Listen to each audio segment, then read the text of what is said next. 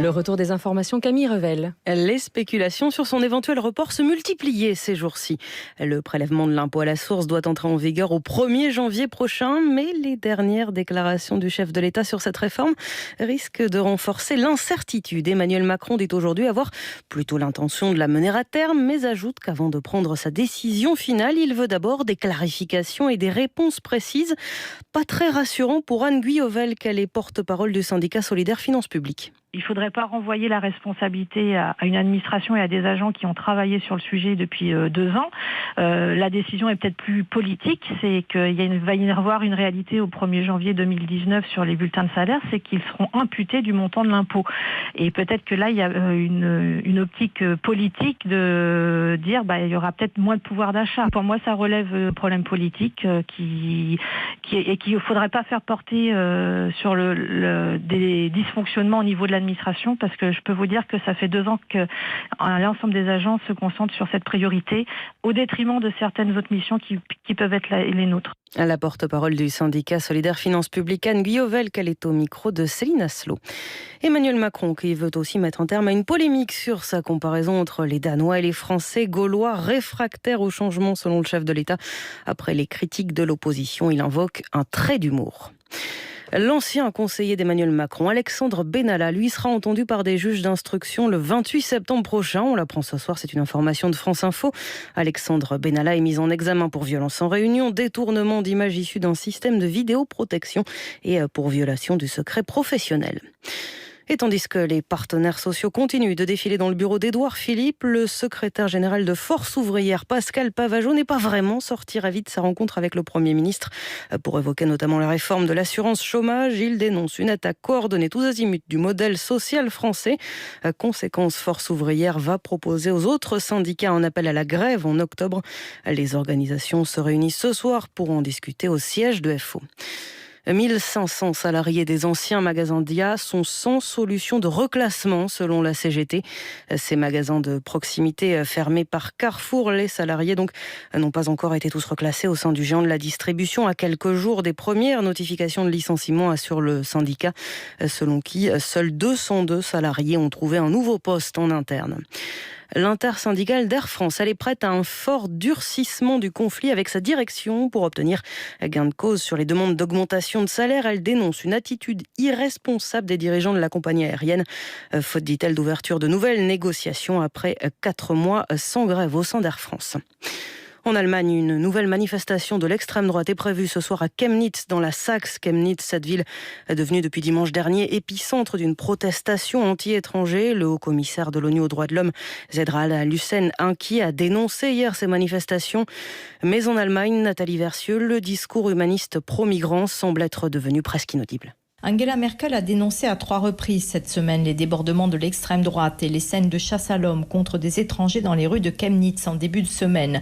Le président de la République l'a suivi, ainsi que quelques seconds couteaux de la classe politique. Les Verts ont multiplié les déclarations condamnant le racisme ces derniers jours, mais globalement, 3 ans après les improbables scènes de liesse en gare de Munich à l'arrivée des trains de réfugiés en 2015, le discours pro-migrants est devenu presque inaudible dans un pays où l'extrême droite est sur le point de devenir la seconde force politique, à 1 ou 2 points seulement derrière le SPD selon les sondages.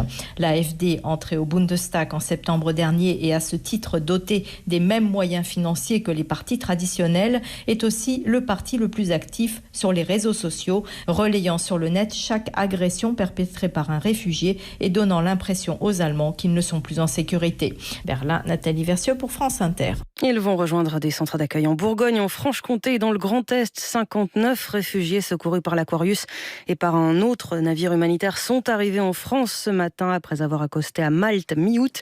Ils sont en majorité érythréens, soudanais ou somaliens. En 4 jours, elle a encore perdu 10% de sa valeur face au dollar. La livre turque poursuit sa dégringolade sur fond de défiance des marchés et de crise diplomatique avec les États-Unis. Des visages connus pour les 2 prochains matchs de l'équipe de France de football. Le sélectionneur Didier Deschamps rappelle tous les champions du monde, sauf le gardien Steve Mandanda, blessé. Il est remplacé par Benoît Costil pour ses rencontres face à l'Allemagne et les Pays-Bas les 6 et 9 septembre dans le cadre de la Ligue des Nations. Direction maintenant la Bourse de Paris. Bonsoir Antoine Verlin. Bonsoir Camille, bonsoir à tous. La bourse en légère baisse ce soir. Oui, effectivement, le CAC 40 en ce moment recule de 0,28%. Il est à 5486 points. Les investisseurs attendent toujours l'issue des négociations commerciales entre les États-Unis et le Canada, tout en gardant un œil sur les tensions entre Pékin et Washington. Ils s'inquiètent aussi de la situation politique et économique en Italie. La bourse de Milan en ce moment perd un petit peu plus d'1%. Côté valeur, Unibail-Rodamco Westfield, lui, perd carrément 4,04%. Le groupe d'immobilier commercial a confirmé ses objectifs annuels, mais voilà, les investisseurs espéraient un relèvement de ses objectifs. Ils ont préféré les semestriels de Bouygues qui gagnent 4,23%. Là, c'est la plus forte hausse du CAC 40. Iliad, qui présentera ses chiffres mardi prochain, lui chute carrément de 7,44%. Le marché est convaincu que Free a perdu beaucoup d'abonnés ces derniers mois. Air France, KLM, moins 7,31%. Le titre du groupe est bien sûr emporté par la menace d'une nouvelle grève chez Air France. L'euro se négocie à 1,1660. Quant au CAC 40, il cède 0,28% en ce moment. Il est à 5486 points. C'est Antoine Verlin, la bourse pour France Inter. Bonjour, c'est Fabienne Synthèse. Du lundi au jeudi à 18h, Le 18-20 de France Inter. 18h15, toute l'actualité internationale dans Un jour dans le monde. Et 19h20, le téléphone sonne. Oui, bonsoir à tous. Ce soir, Parcoursup, J-6 avant la fin de la procédure. Et à cette heure-ci, 14 000 candidats sont sans affectation. Alors qu'est-ce qui se passe si c'est votre cas? Premier bilan par rapport au système précédent, plus juste, plus discriminant. Est-ce qu'il faudrait encore revoir la copie pour le mois de juin? 01 45 24 7000. le 18-20. A tout à l'heure, 18h sur France Inter. À la MAE, nous protégeons chaque instant de la vie des enfants, à l'école et pendant toutes leurs activités. On croit souvent que la responsabilité civile suffit à protéger les enfants. C'est faux. Elle les protège lorsqu'ils causent un accident, mais jamais quand ils en sont victimes. L'assurance scolaire MAE protège tous les enfants, petits et grands, dès 11,90 € par an. Adhérez vite sur mae.fr. MAE, mon premier assureur. Détail des garanties dans la notice d'information sur mae.fr. France Inter aime l'exposition Henri Moore au Fonds Hélène et Édouard Leclerc pour la culture à Landerneau jusqu'au 4 novembre. Cet été, les œuvres d'Henri Moore traversent la Manche. L'exposition réalisée avec la Fondation Henri Moore retrace le parcours de l'artiste, des prémices du sculpteur et du dessinateur de guerre jusqu'à ses maquettes et œuvres les plus emblématiques. Venez découvrir ou redécouvrir l'un des artistes les plus influents du XXe siècle. L'exposition Henri Moore en partenariat avec France Inter. Il est presque 17h08 sur France Inter, c'est l'heure par Jupiter. Bonsoir Charline Vanhoenacker. Bonsoir Camille Revel.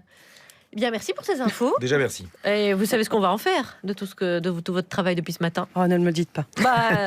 Écoutez. Oui. Merci Camille, allez, c'est parti.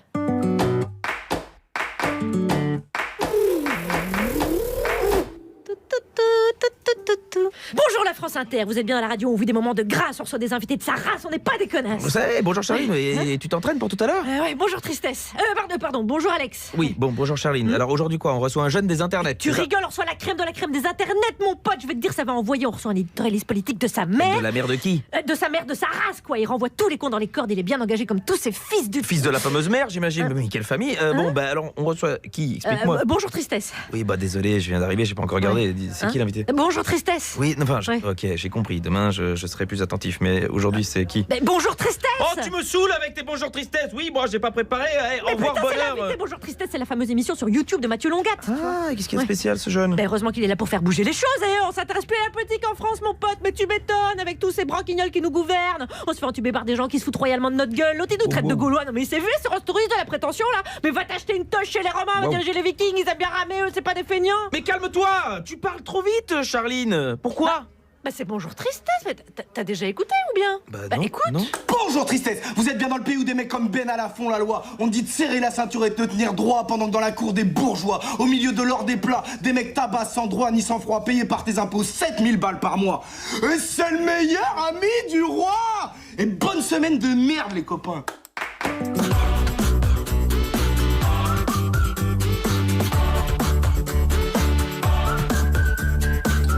Bonjour la France Inter. Et chers auditeurs qui aimez le langage châtié, vous allez être servis. Vous écoutez la start-up radiophonique qui pratique l'humour subventionné.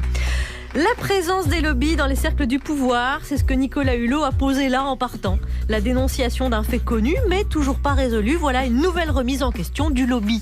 Est-ce que par hasard, je serais pas un gros enculé?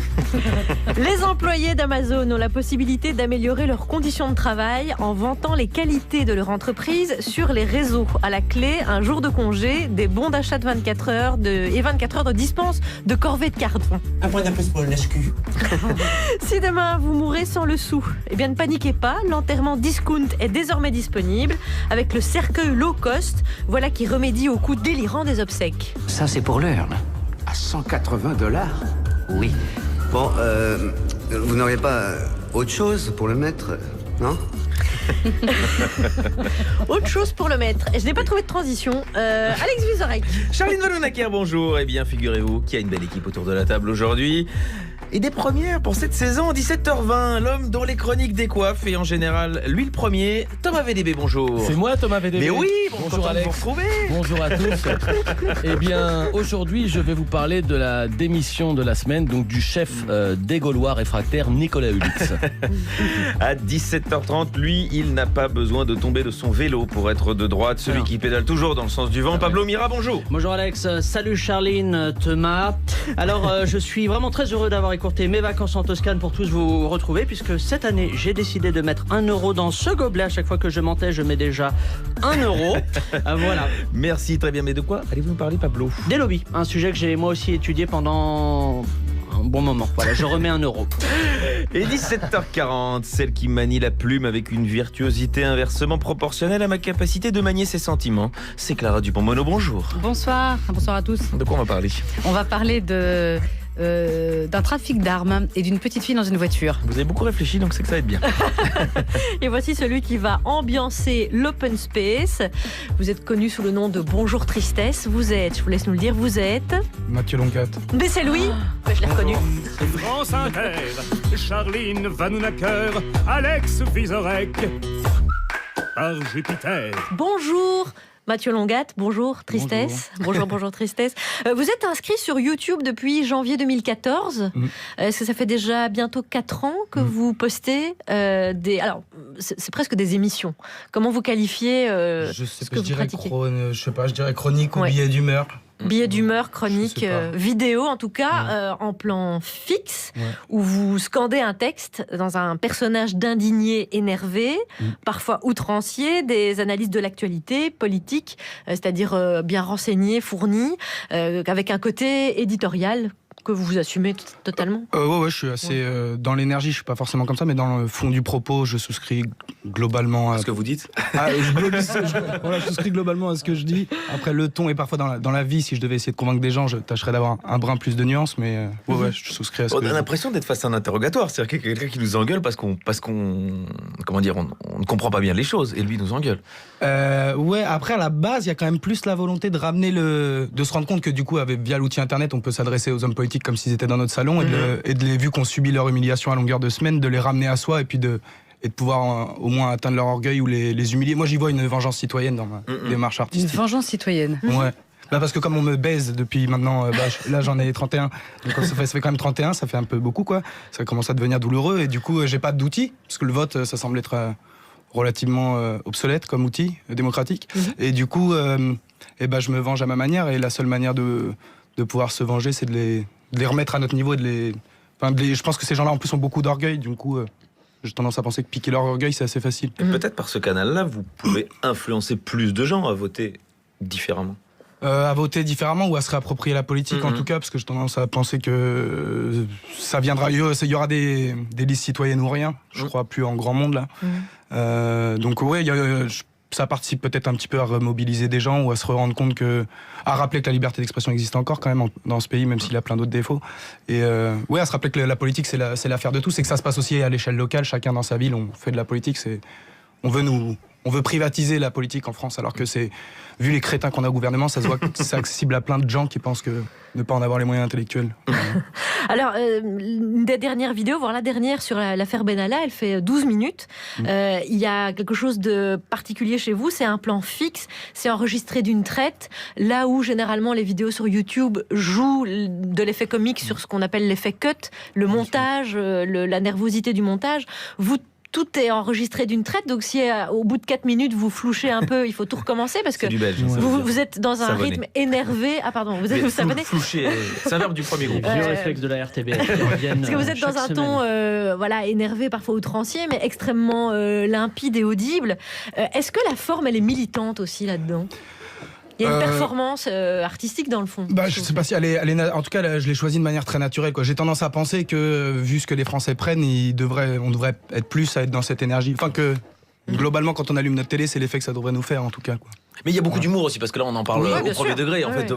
votre volonté, c'est que derrière, on se dit, putain, il est très énervé, il a raison, mais il nous fait rire. Ouais, je fais pas de politique, parce que je pense que c'est vain. Parce que je crois plus à la politique, du coup, je fais de l'art parce que c'est vain par définition. Mais c'est... j'ai du mal à donner mon avis sans enrobage artistique, donc il y a un travail d'écriture. Et vous écrivez tout seul ? Ouais, j'écris tout seul, je suis un peu totalitaire, c'est mon seul aspect totalitaire. Vos influences, c'est le slam et le stand-up. D'une certaine manière, vous êtes entre les deux. Je sais pas. Après, j'ai pas été chercher très loin. Après, je pense que j'ai une culture, je sais pas si c'est du fait que j'ai grandi en banlieue, mais j'ai une grosse culture de la vanne qu'on retrouve là-dedans.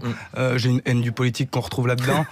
J'ai un débit naturel, je parle quand même moins vite dans la vie, mais je peux vite forcer mon débit pour être très rapide, donc j'ai pas été chercher, et c'est l'effet qui me produisent les politiques quand je les entends parler, c'est un peu l'énergie dans laquelle ça me mène. Ça a pas été tant réfléchi que ça, quoi. Et ça fait longtemps que vous dites que vous monteriez bien sur scène. Oui. On va y venir alors. Ça y est, fin octobre, début novembre, normalement. C'est vrai. Oui, ça y est. Où ça Au République, place de la République. Ah ouais, super. Je fais simple, comme j'ai un l'ancien public... caveau de la République, où Absolument, d'ailleurs, il y a beaucoup critiqué les politiques. Et tout spectacle, il va être à la même cadence ou pas? Non, je vais pas hurler sur les gens pendant 1h15. Après, il y aura quand même, il y aura moins de politique, mais disons que dans l'âme et il y aura plus de sujets sociétaux, mais dans l'âme du propos, ça reste un peu la même chose, quoi. Ouais. Bonjour Tristesse, vous avez beaucoup de succès, donc il y a beaucoup de nos auditeurs qui vous connaissent déjà.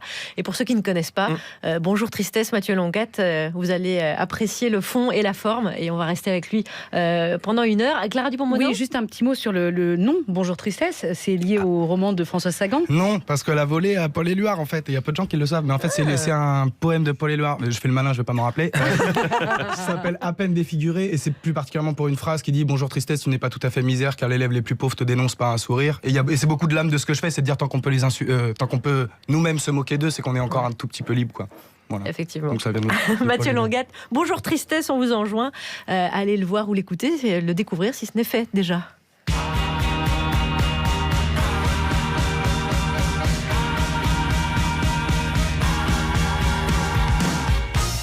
Et ils sont de retour sur France Inter, Pablo Mira, Thomas VDB, Clara Dupont-Moreau s'est déjà échauffée hier, elle est de retour aujourd'hui. On reste ensemble jusqu'à 18h, on va parler lobby, on va parler cercueil low cost, c'est la joie.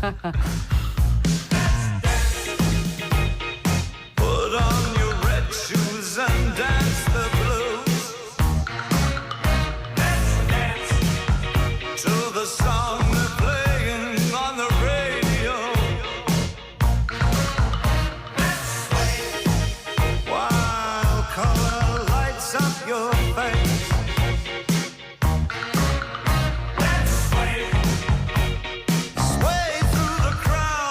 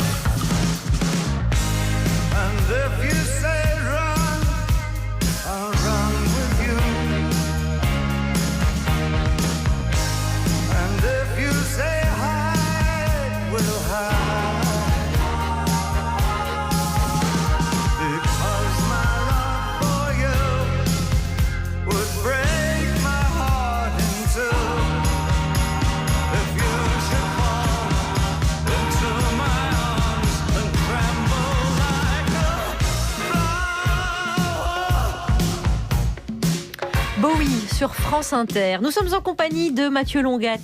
Mais oui, c'est Bonjour Tristesse.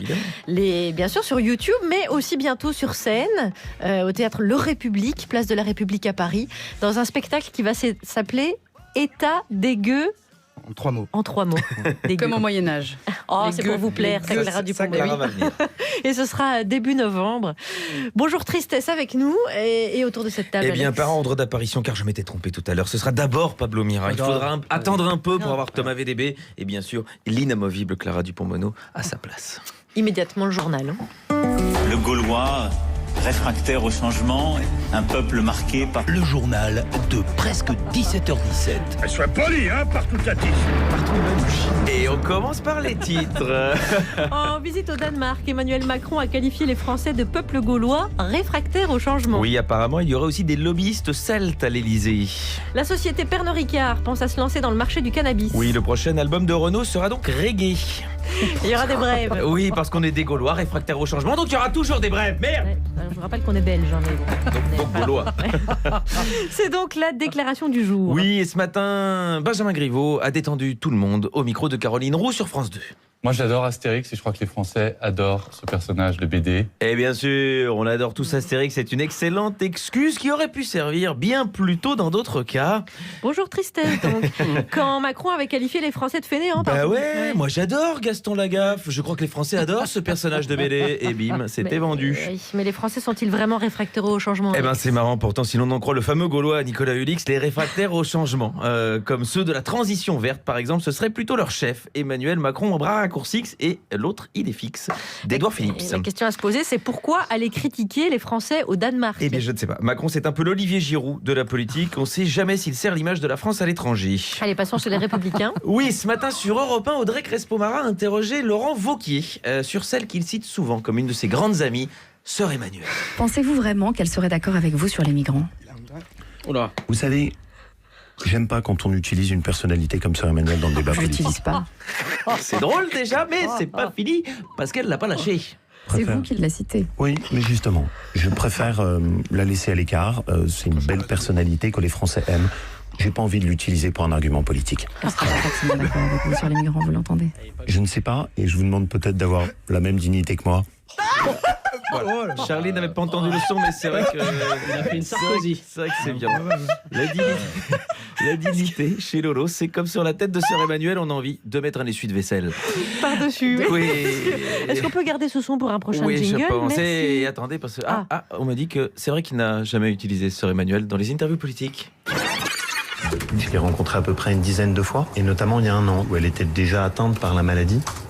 C'est quelqu'un qui, moi, m'a profondément touché, notamment dans les derniers moments de sa vie, qui ont été sans doute, pour moi, les moments où on a été le plus en échange et en dialogue. Ah oui, la dignité est arrivée depuis, comme les migrants. Allez, l'international. Allez, Afrique du Sud, l'ex-président Jacob Zuma est mis en cause dans un trafic d'influence.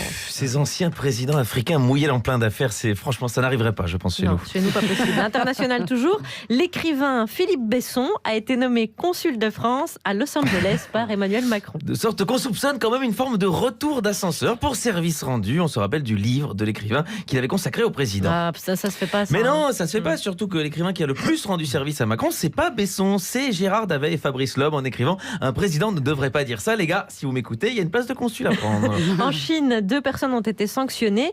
Ils avaient fait prendre le TGV à leur pigeon voyageur pour gagner une course. Oui, que les colomophiles français se rassurent. En France, le pigeon arrive toujours avant la SNCF. Télévision. Oui. Le Louvre va ouvrir ses portes à l'émission Question pour un champion. Le musée accueillera le tournage de l'émission au mois de septembre prochain. Oui, je vous cache pas que j'ai hâte, dans l'épreuve du face-à-face, que Samuel Etienne demande à la Vénus de Milo. Vous prenez la main? Ça me fait rire. Ne l'encouragez pas. People, en vacances à Saint-Tropez, Matt Pokora s'est fait cambrioler sa maison de Los Angeles. Et oui, on espère que les voleurs ont pris soin d'embarquer toutes les maquettes de son prochain album. Les brèves. Oui, il commence par un magnifique titre dans le journal de la montagne. Ouvrez les guillemets. Gilbert Montagnier, invité à l'exposition photo de Gaspard Bardet. Fermez les guillemets.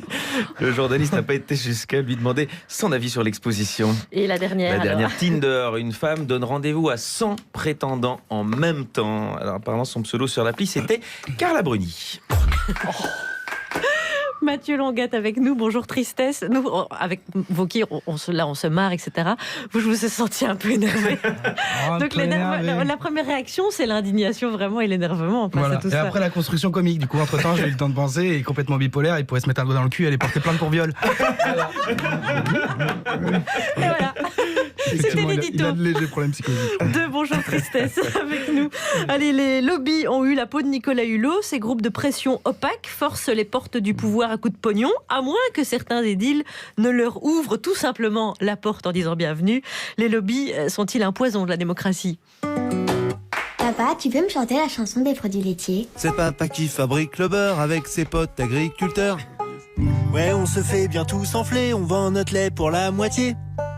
C'est les grandes surfaces qui nous pinent. Moi j'ai plus d'une pour ta cantine. Pareil que le lait ça fait grandir, c'est pas ce que le médecin vient de me dire. Moi ma crémière elle s'est barrée, je vais devoir faire l'amour dans le pré. Les lobbies laitiers sont en train de nous la Les lobbies laitiers sont en train de nous la mettre. Le palmachot. Bon, Mathieu Longuette, cette histoire de lobby, aussi qui sont là, etc. Donc Nicolas Hulot a posé ça là en partant. C'est compatible, ça peut être compatible avec la démocratie, parce qu'il y a des secteurs qui doivent défendre leurs intérêts. Bon, est-ce que c'est un poison ? Comment vous voyez tout ça, vous ? Moi, je pense qu'on peut pas s'en départir, que c'est des rapports de force qui se confrontent une démocratie et que les intérêts privés font partie des rapports de force. Après, je pense qu'en France, il y a plus un problème avec la transparence des lobbies, c'est qu'on ne sait pas où ils sont, on ne sait pas qui ils sont, on ne connaît pas leur manière d'agir. Et voilà, que des chiens soient prêts à sacrifier l'idéal collectif pour leur intérêt personnel, ce sera toujours le cas, mais il faudrait au moins les tatouer. Comme ça, quand ils dérapent, bim, fourrière, ou ne serait-ce que pour les ONG, les associations, etc., ce serait bien de pouvoir les identifier leur stratégie pour mettre... Parce qu'on ne peut pas lutter contre des gens qu'on ne voit pas ou dont on ne peut pas analyser les stratégies, donc au moins qu'il y ait une transparence. Mais il me semblait que, déjà aux États-Unis, ça se passe très différemment. Il me semblait qu'à l'échelle européenne, il était censé y avoir un projet de loi pour rendre transparent les lobbies. Mais j'ai comme l'impression qu'on nous a encore enflé sur ce coup-là. C'est un lobbyiste qui avait déposé ce projet de loi, donc a priori... Votre manière de réagir à cette force des puissances, les intérêts quand ils sont économiques, etc. Il y a quand même plein de blé face à des ONG, des syndicats qui peuvent difficilement lutter. Vous, comment vous réagissez dans ces cas-là ? Vous vous dites... voilà, je vais faire un espèce de truc de catharsis, je vais faire du bien aux gens en gueulant et en construisant un texte. Ouais, à la base, c'est très égoïste. C'est-à-dire que cette année-là, je coupais ma télé, ou j'en faisais un jeu artistique, et effectivement, je pouvais plus regarder. À la base, c'est une autothérapie qui est devenue une forme de thérapie collective pour certains Français. Ouais. Mais vraiment, à la base, ça me fait du bien à moi. Genre, en fait, ils sont dans une impunité totale, les politiques, et du coup... ne serait-ce que souligner leur impunité ou les humilier un peu publiquement, c'est les sortir de cette impunité. En fait, souligner une impunité, c'est déjà sortir de l'impunité. Et ça a un peu évolué, je trouve que notamment dans l'humour, dans l'art, mais en 2014, il y avait vraiment un espèce de no man's land de l'humour engagé, c'est l'impression que ça me donnait. J'avais l'impression qu'on était vraiment plus que sur des humoristes qui disaient, je sais pas si t'as remarqué, la brosse à dents de ma copine, tout ça, bref. Ce qui n'est pas exactement mon truc. Et là-bas, c'était pour moi, ça me faisait du bien, quoi. Ouais. Mais apparemment, oui, il y a un effet cathartique sur d'autres gens. Tant mieux. Mais peut-être que je nuis à une éventuelle révolution. Peut-être que je leur enlève l'énergie nécessaire à casser des gueules. Peut-être qu'ils sortent, j'ai crié. Et puis, donc je sais pas si c'est vous le si positif. La question du fou du roi, on se la pose souvent. Est-ce que justement, on n'est pas cette soupape qui ça se discute, c'est intéressant. Qui étouffe l'indignation. Clara Dupond-Mono. Ne vous donnez pas trop d'importance déjà. Quand même. Là, vous avez absolument raison. Clara. Non, c'est juste que l'article de Libération rappelle ce qui s'est passé à propos de l'interdiction du glyphosate. C'est Delphine Batho qui dépose un amendement dans la base secrète de l'Assemblée nationale. Elle reçoit un mail d'alerte quelques jours après de quelqu'un qui lui dit attention, il y a une multinationale qui ne cesse de faire référence à l'amendement. Et donc la multinationale a eu accès à cette proposition d'amendement quelques jours avant les députés eux-mêmes. Donc il y a l'idée de l'opacité avec la pieuvre. Les lobbies, ça évoque ça quand même. Effectivement. Le dossier de Libération est très bien fait. Il explique notamment que dans l'entourage, par exemple, de François Hollande, les conseillers Élysée, etc., il y en a beaucoup qui sont passés dans le privé et qui donnent donc les clés du fonctionnement du politique, de l'administration, etc. Et c'est jamais formulé, donc c'est très évanescent. Et le fait qu'il y ait beaucoup de ministres et de députés qui viennent de la société civile pose aussi la question, est-ce qu'ils sont plus perméables ou moins perméables au lobby ? Donc on n'a pas fini d'en parler. Et justement, Mathieu Longat, en face de vous. 17h30, celui qui va nous mettre tous d'accord sur ce sujet, bien sûr, car c'est l'heure de retrouver celui qui nous a demandé de faire cette chronique pour 10 000 € symboliques. Ouais. C'est vous, Pablo Mira. Et Pablo, vous allez donc revenir sur la démission surprise de notre ministre de l'écologie, qui s'inquiète de la place prise par les lobbies dans les cercles du pouvoir. Oui, Charline, et pardon, mais je trouve que le plus grand moment de l'histoire de la radio, il exagère quand il accuse les lobbies. Il est évident que toute cette histoire avec les chasseurs n'était qu'un prétexte pour le plus grand moment de l'histoire de la radio pour démissionner, Charline. Pablo, mais pourquoi vous l'appelez pas Nicolas Hulot, tout simplement alors? Pardon, excusez-moi, non, c'est juste que j'ai entendu Léa Salamé se vanter depuis 3 jours, donc j'avais oublié le nom de la personne. En tout cas, à en croire les médias et l'opinion publique, les lobbies sont partout. Ils achètent tout le monde, et ça, je veux dire, Charline, ça m'énerve. Et quand je m'énerve, qu'est-ce que je fais, moi, Alex, pour me calmer? Eh bien, je mange du riz Oncle Ben's de chez Monsanto. Il est croquant et soufflé, le riz. Oui. Allez. Ça va être compliqué, la suite. Le riz Monsanto. Quel délice, Charline. Pablo, vous auriez pas été approché par un lobby récemment? Pas du tout. Il est croquant. Oui, c'est très difficile. Je peux continuer, Charline, s'il vous plaît? C'est gênant. Ouais. Allez, on y va, s'il vous plaît. Ouais. Donc, je disais, oui, ça m'énerve, cette histoire, parce que, mine de rien, Nicolas Hulot, il affirme qu'il part à cause du nombre de batailles perdues, mais il a de nombreuses victoires, Nicolas Hulot. L'abandon du projet d'aéroport de Notre-Dame-des-Landes, le glyphosate, la croissance ultra rapide de l'énorme melon de Nicolas Demorand lundi dernier, qui peut désormais nourrir tout le continent africain, 5% de son front, et c'est tout l'Érythrée qui digère. Alors, quand il accuse les lobbies de son départ, c'est de la fake news, parce qu'il faut arrêter de croire que les lobbyistes sont à l'Élysée pour faire du bourrage de crâne. Ça, c'est le boulot d'Alexandre Benalla. Pire, Hulot insinue même que les lobbyistes seraient des genres de mafieux et que nos élus seraient des corrompus. C'est à peine croyable. C'est sordide. Excusez-moi, oui, je sais, je suis en surjeu. C'est juste que demain, j'ai le casting pour Un si grand soleil, le nouveau feuilleton de France 2. Donc, je me prépare pour le jeu. Donc, que Hulot arrête de raconter des salades. Quoi, Charline, attendez, ça vous choque? Non, mais moi je vous dis ça très, très calmement, je vous dis ça même avec le sourire, un sourire éclatant que je dois au dentifrice Signal de chez Monsanto pour des dents encore plus blanches et une haleine fraîche capable de tuer tout un essaim d'abeilles. Oh non. C'est excellent, ça défrise, Charline. Et puis qu'on le veuille ou non, c'est comme ça que notre système politique fonctionne depuis toujours. Un député par exemple propose un projet de loi qui est adopté par l'Assemblée. La loi est ensuite étudiée au Conseil d'État. Un lobbyiste intercepte le projet de loi. Il prévient le membre du Conseil d'État qu'il sait où ses enfants sont scolarisés. La loi est rejetée. Ça s'appelle la démocratie, Clara. Alors certes, il y a des abus, mais comme partout. Exemple, la France a par exemple obtenu la note de 2,7 sur 10 de la part de l'ONG Transparency International. France, quant à l'encadrement de l'influence exercée par les représentants d'intérêt, mais 2,7 sur 10, c'est une très bonne note. Alex a eu d'ailleurs cette moyenne pendant à peu près toute sa scolarité. Et regardez où il est aujourd'hui, sur France Inter. C8 est dans la webcam de Constance qu'il a piratée après sa chronique courageuse de mardi, Charline. Franchement, Alex, chapeau pour votre échec scolaire. Mais ces abus n'enlèvent pas le fait que le lobbying a ses vertus. C'est grâce par exemple au lobbying de la chasse qu'on va par exemple avoir un arbitrage équilibré sur le permis de chasse. Et c'est peut-être grâce au lobbying du savon que Thomas pourra un jour retravailler avec des personnes équipées d'un odorat fonctionnel. Pour conclure, Charline, une démocratie a besoin des lobbies et je ne peux pas vous laisser dire que les lobbies sont un poison. Moi, ça me rend triste. Et quand je suis triste, Charline, qu'est-ce que je fais? Arrêtez, Pablo. On sait très bien que vous avez été acheté par Monsanto pour vendre leurs produits. Non, ça n'a aucun rapport. Attendez, je peux continuer. Donc, je vous disais. Donc, je disais, quand je suis triste, qu'est-ce que je fais, Charline? Eh bien, je mets ces serviettes hygiéniques Always de chez Monsanto. Avec Always, mes ragnutes radioactives brillent dans le noir. Acheté par Monsanto. Dis donc, ça va pas? Allez, salut. Merci. C'est voyant.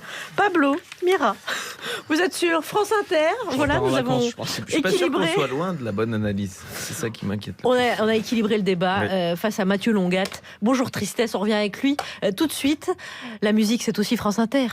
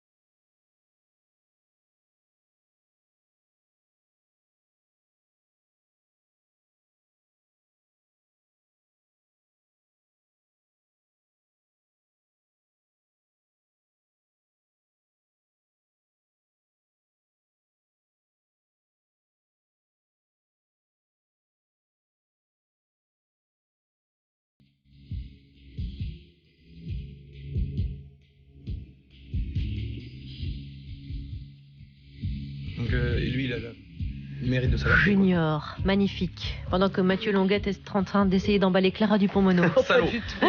Bonjour Tristesse. Vous avez un rival là. Mathieu Longuette que vous retrouvez bien sûr sur YouTube avec ses éditos indignés et rigolos. Mathieu Longuette. Drôle. C'est rigolo, ça Non, fait parce pour que enfants. il y a du fond, il y a de l'indignation, il y a de l'humour. Alors j'aime bien rigolo. C'est vrai, vous êtes une rigolote vous-même d'ailleurs. Oui, il est rigolo, Mathieu Longuette. Et d'ailleurs, il sera au théâtre Le République début novembre avec État dégueu. Les gueux, comme au Moyen-Âge, en 3 mots. Si vous voulez réserver, il y a déjà moyen, Mathieu Longuette? Non, pas encore. J'attends avec grande inquiétude le jour où je vais me réveiller et qu'on aura mis les places en ligne pour bien. moi. En tout cas, retenez-le. Ce sera le soir même. Chers auditeurs, retenez Bonjour Tristesse et allez voir sur YouTube. Alors à cette heure-ci, vous savez, normalement, on retrouve Guillaume Meurice qui donc a arrêté de se mentir, a fini par se rendre compte qu'il était de droite, a démissionné. Ah, c'est bien ça. Ouais. Donc on reçoit beaucoup de courriers, vous vous interrogez, vous mettez en doute nos propos, etc. Alors que je vous renvoie au message de Guillaume qui a été diffusé hier et qui est tout à fait limpide. Mais on reçoit surtout beaucoup de courriers d'auditeurs finalement qui sont oui, évidemment, qui sont plus là. J'ai Gontran de la spatule de Monaco qui nous dit merci 1000 fois, je compte revenir pour me divertir sur France Inter. Voilà. Maintenant qu'il n'est plus là. On gagne des auditeurs.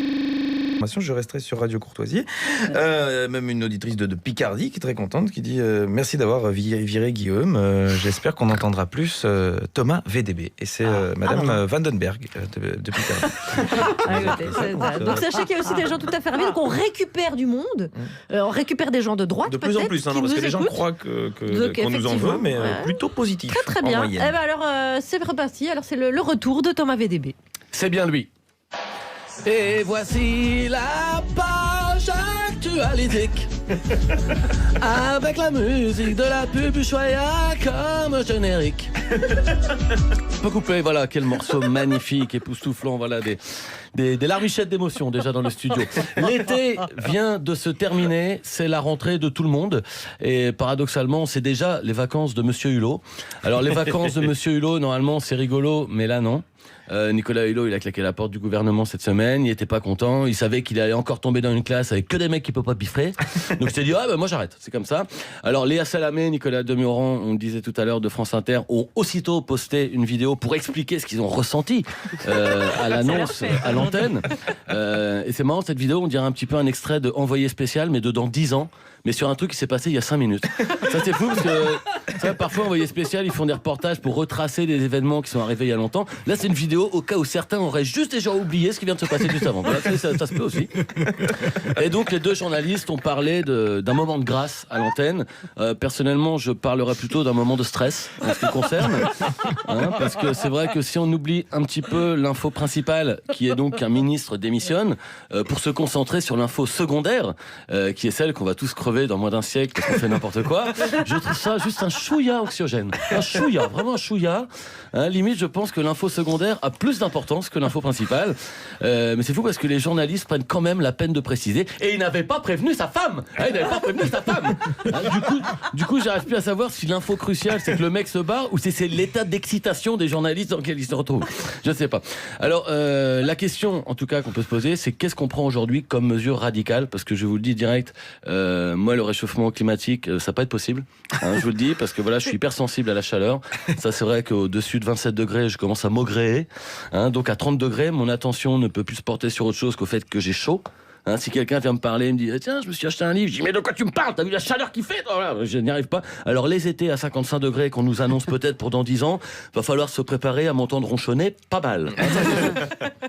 Donc heureusement, en tout cas, suite à la décision de Nicolas Hulot, Emmanuel Macron a pris le taureau par les cornes et il a pris la décision de repousser le séminaire de rentrée de En Marche. Ah on avance bien.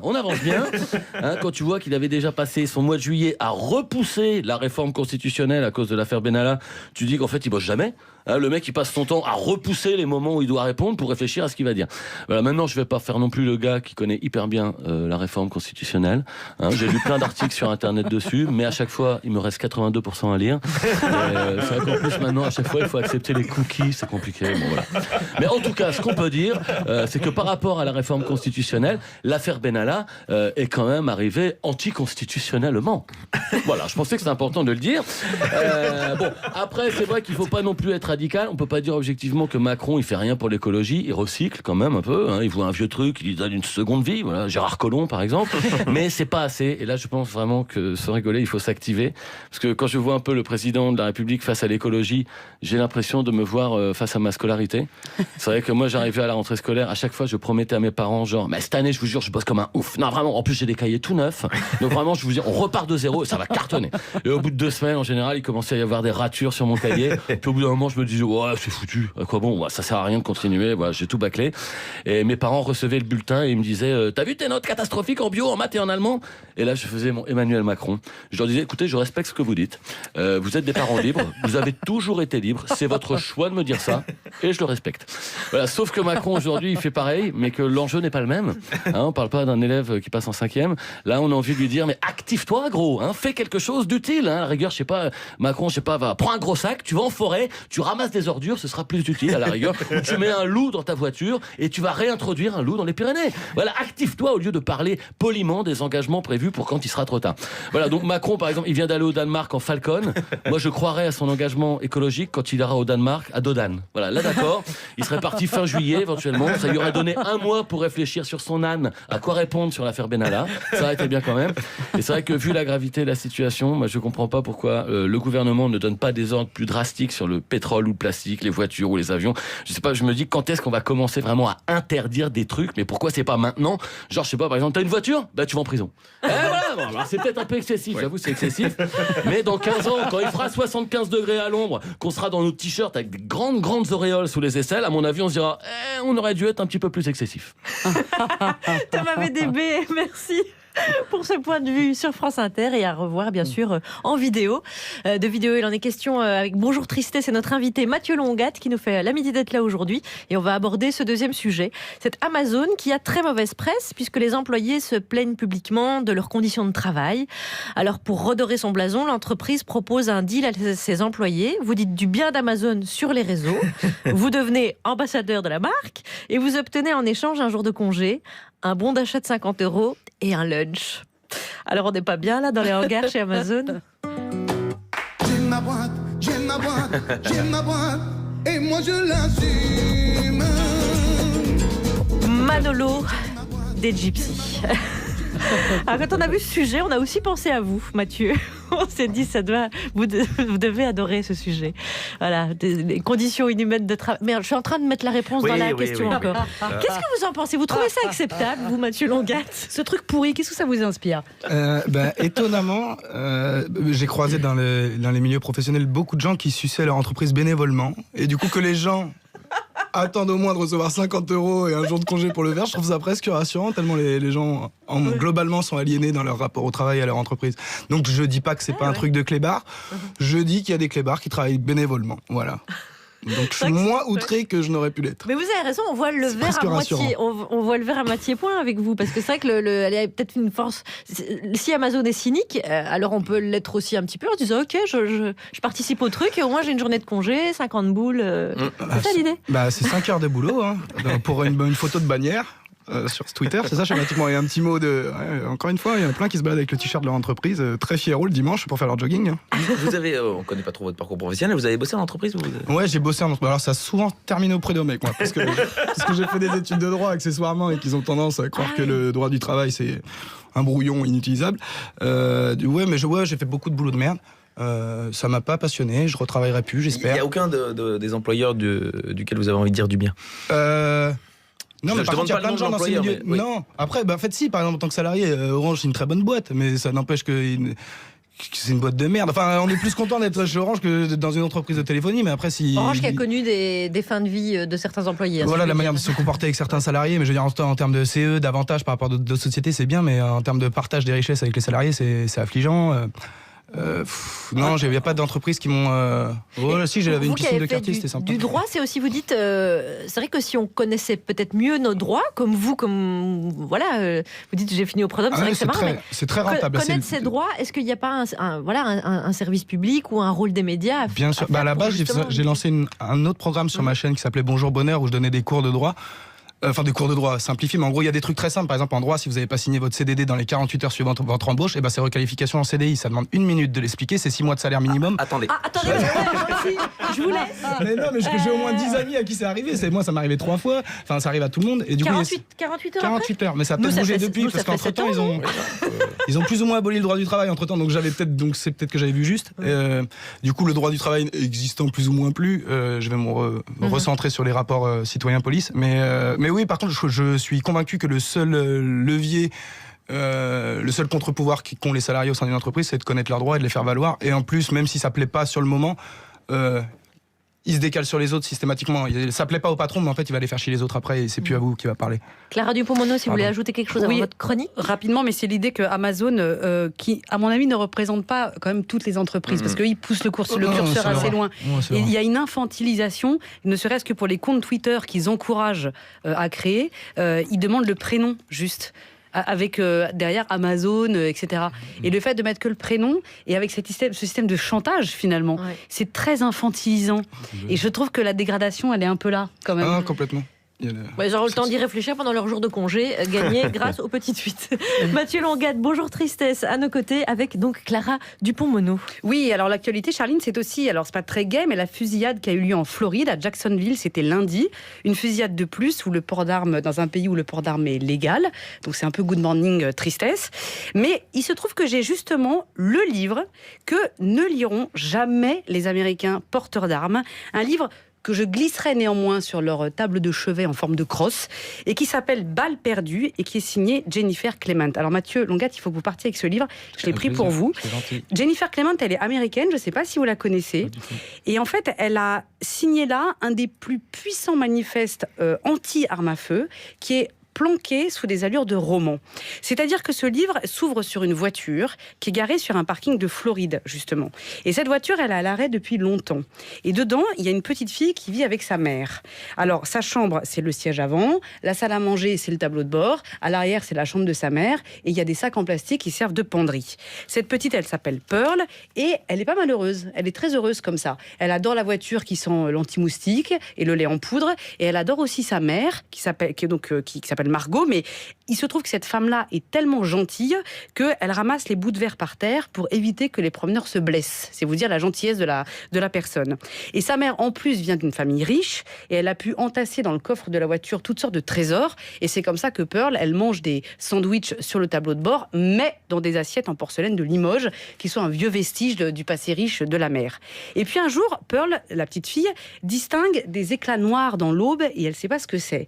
Et puis ensuite, il se trouve qu'elle ouvre et découvre une caravane qui est remplie de mitraillettes et elle comprend qu'un trafic d'armes à feu se déroule sur le parking à 2 pas de sa voiture refuge. Cerise sur le chargeur, si je peux me permettre, un trafiquant assez beau et assez inquiétant surgit et prend la place de la petite dans la voiture refuge. Et du coup, à partir de là, la vraie question littéraire, c'est comment l'écriture peut transcrire un trafic d'armes, un parking, une enfance brisée en échappant à la laideur. Comment est-ce qu'on écrit le sordide en effaçant le sordide ? Eh bien, en misant sur un ingrédient assez magique qui s'appelle la poésie. Baudelaire et Éluard l'ont dit bien avant nous. En gros, c'est l'idée de faire de l'or avec de la boue. Tout ce roman est nimbé d'une grâce qui n'a rien à faire là, et qui pourtant trouve sa place. Il y a du rêve, il y a de la fantaisie, il y a de la mousseline, il y a tous ces ingrédients qui à la fois décrivent et arrivent à transcender le bruit d'un revolver ou celui d'un portail d'orphelinat. C'est vraiment de l'alchimie. Est-ce que ça, c'est une voiture abandonnée ? Ah ben non, c'est un cocon. Est-ce que ça, c'est une mère foutraque qui tapote le tableau de bord ? Eh ben non, c'est une ancienne pianiste qui joue ses gammes où elle peut. Et ça, c'est un sac rempli de Winchester. Ben non, c'est un endroit où on peut poser sa tête. Donc vous voyez, un écrivain, c'est quelqu'un qui détourne. Et ça m'a rappelé un autre grand écrivain américain qui s'appelle David Vann, qui avait été choqué par une tuerie de masse qui avait eu lieu dans une université perpétrée par un étudiant. Et du coup, en 2014, David Vann, il avait écrit un livre aussi magnifique qui s'appelle Dernier jour sur Terre, et dans lequel il se glissait pas seulement dans la tête de l'étudiant meurtrier, il convoquait sa propre enfance, où on voyait l'enfance du petit David Vann, à qui sa famille confiait un pistolet pour qu'il aille flinguer des animaux. Et c'est comme ça que le procès contre l'Amérique se transformait en mise à nu, il détournait. Et c'est ce que fait aussi Jennifer Clement en prenant ce chemin chemin de traverse qui s'appelle la poésie, que vous avez pris aussi. Et je vous redonne les références, Balle perdue de Jennifer Clement est paru chez Flammarion. Merci Clara Dupont-Mono. Merci beaucoup. Cadeau pour Mathieu Longat et merci pour ce conseil Clara pour nos auditeurs. Vous Clara Dupont-Mono, vous publiez La Révolte chez Stock et nous avons le plaisir de vous retrouver votre héroïne absolue, Aliénor d'Aquitaine. Et vous étiez d'ailleurs hier soir l'invité du nouveau rendez-vous de Laurent Goumard. C'est disponible en podcast, bien sûr. Alors Mathieu Longat, nous tenions à vous signaler l'arrivée de l'enterrement low cost, ainsi qu'à tous nos auditeurs, parce que ça peut servir pour tous les pecnos qui crèvent de pauvreté. Ça peut être pratique. Bonjour, vous appelez pour un proche décédé. Décédé. Ne quittez pas, un conseiller va vous répondre. Oui, bonjour, alors. Je sollicite votre concours, monsieur, pour la mise au tombeau de ma grand-mère, laquelle vient de trépasser. Oh là là, c'est triste ça. Please, wait 1 minute. Ouais, je ferai un fiche pour vous servir, c'est pour une personne qui est morte. Je comprends rien. C'est un extrait de Adieu Berthe, le film de Bruno Podalides avec Denis Podalides. Ça ressemblerait à quoi, selon vous, un enterrement low cost, Mathieu Longat? Un cercueil de palettes. Ouais, bonne idée. Un soir de 14 juillet. Où on se marre, où on rigole.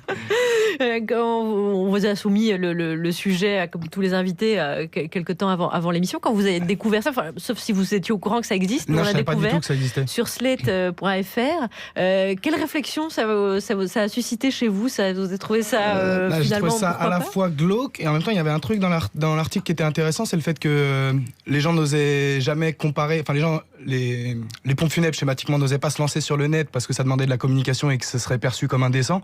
Ouais. Et moi j'ai le sentiment, et malheureusement en général on a tous perdu quelqu'un, on a pu le vérifier, qu'on est en gros c'est pas sain qu'on soit à la disposition de quelqu'un qui a un intérêt financier quand on est aussi faible psychologiquement qu'on n'a pas envie de s'emmerder, etc. Et on sent qu'il y a des espèces de vieilles pressions, et même les gens s'automettent des pressions sociales en disant il faut une belle stèle et tout, alors que ça coûte un fric fou, les gens n'ont pas forcément les moyens, et puis c'est quand même quelqu'un qui est mort, et en général les gens vont pas visiter très souvent en plus.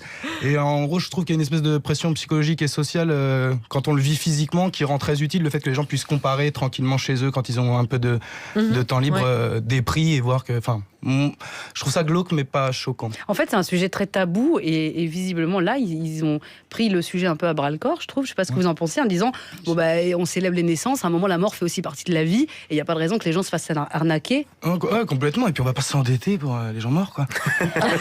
S'endetter assez pour les vivants, non? Mais c'est une réalité, les gens font des crédits à la consommation pour enterrer leurs proches, c'est pas une blague. Pour avoir une stèle avec une photo. Ça permet surtout de rappeler combien c'est hyper cher un enterrement, c'est ça qui est anormal certainement en fait. Ouais, tout à fait. Ouais. D'où les cercueils en carton. Pablo. Non mais il y a des cercueils en carton pour le coup qui sont non seulement écolos, mais qui après c'est du bio. C'est du bio, et puis après ça se désagrège dans la terre, et après tout ma foi entre ça il y a un merisier tapissé de c'est peut-être le mot low cost alors qu'il faudrait changer, parce qu'on a tout de suite l'idée que pour vous c'est l'embaumement. Accessible, ça devrait être entièrement accessible. Oui c'est ça, accessible, et non pas si vous vous crachez avec Ryanair, c'est direct l'enterrement low cost. Voilà, un petit peu ça. En tout cas c'était un sujet dédié aux retraités qui ne pourront pas voter Macron en 2022 parce qu'ils seront plus là pour le faire. Je cite un grand penseur que nous aimons beaucoup, Christophe Barbier. Évidemment, c'est toujours intéressant d'écouter son avis.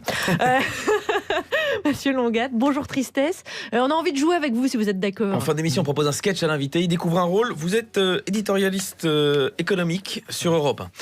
Parce que on a écouté évidemment nos confrères. On aime bien jeter une oreille sur les voisins. Que se passe-t-il à la nouvelle matinale d'Europe 1 présentée par Nikos Aliagas? Est-ce que ça va décoller cette année? On voit ce que ça donne.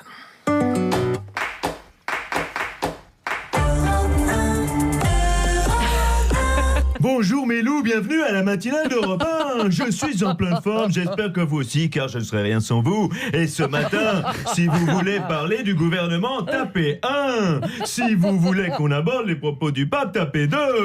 Et je commence par une invitée exceptionnelle. Je vous demande de faire un maximum de bruit pour Valérie Pécresse. Bonjour monsieur Aliagas. Bonjour Valoche. Alors, ce nouvel album, un véritable carton numéro 1 des charts.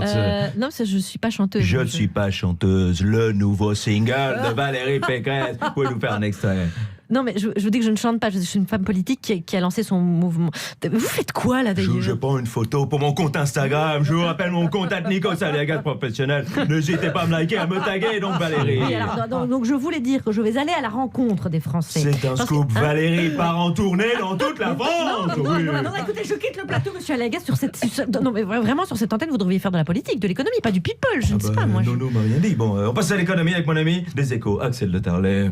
Bonjour Nikos, tout va bien en France, le CAC 40 est à la hausse et c'est bien fait, ça rappelle aux pauvres que quand on travaille, on s'en sort. Mais oui. Voilà, ce qui nous ramène à la courbe du chômage et en même temps au fait que ce sont juste des grosses merdes fainéantes incapables qui restent vautrées sur leur canapé en profitant des allocs. Mais oui, on salue les chômeurs, big up Patrick Cohen. Enfin, je voudrais parler d'une entreprise qui est en difficulté en ce moment car étonnamment gérée, le groupe Lagardère, c'est quand même vraiment des branches. Merci, non. Merci Axel, c'était brillant, on passe à la compta Axel. Et avant de retrouver Nicolas Canteloup, qui m'imite mieux qu'Alex Vizor, avec une deuxième invitée. Bonjour Nicolas. Bonjour Madame Farmer. Oui, appelez-moi Mylène. Non, on m'a dit la politique. Alors Madame Farmer, comment vous réagissez chez les Républicains à l'annonce de la démission de Nicolas Hulot? Moi, je suis chanteuse. Répondez à ma question, vous êtes. Je suis libertine, je suis une catin. Vous répondez pas à la question, je vous prends pas en photo. Merci, sois-je. Allez, le sondage, on revient au sondage des résultats. Vous avez tapé 1, vous avez tapé 2, quel suspect de Maître Najjar, vous amenez l'enveloppe? Ouais, non, mais là, personne n'a voté, on n'a pas d'auditeur. Personne n'a voté, on n'a pas d'auditeur. À demain sur TF1 Europe 1. Je m'y ferai jamais. Mon Dieu, ça donne envie. Évidemment, c'est une autre ambiance que la matinale d'Inter. À la Maison Bleue. On salue nos confrères, bien sûr. On avait bien tapé sur la matinale d'Inter toute l'émission. Donc, il y en a eu pour tout le monde. Merci beaucoup Mathieu Longat. Merci à vous d'avoir passé ce moment avec nous. J'espère que ceux qui ne vous connaissent pas encore, c'est un tort, iront voir Bonjour Tristesse et vos éditos, chroniques, émissions. Toujours étonnamment bien troussés, comme dirait Emmanuel Macron. Bien qu'il n'en pense pas moins. Je rappelle que vous serez au théâtre Le République début novembre. Attendez que les places soient mises en vente, mais ça s'appellera État des gueux. Et on ira vous voir, bien sûr, Mathieu Longat. Merci beaucoup. On va vous laisser le mot de la fin à Bonjour Tristesse. Et bonne semaine de merde, les copains. On en parle. Il y a des sujets auxquels on n'aime pas penser, mais qu'il est important d'aborder. Le cambriolage de sa maison, par exemple. Surtout quand on pense avoir fait le nécessaire. On en parle.